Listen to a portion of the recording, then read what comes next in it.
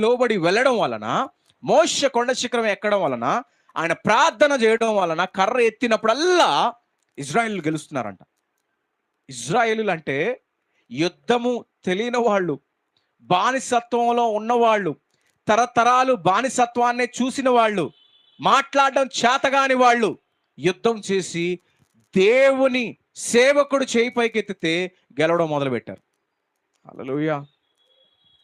అయితే ఈయన ఎత్తి చేతులు నప్పొచ్చినప్పుడల్లా, కర్రను కిందకు దించినప్పుడల్లా అమాలేకులు గెలుస్తున్నారంట.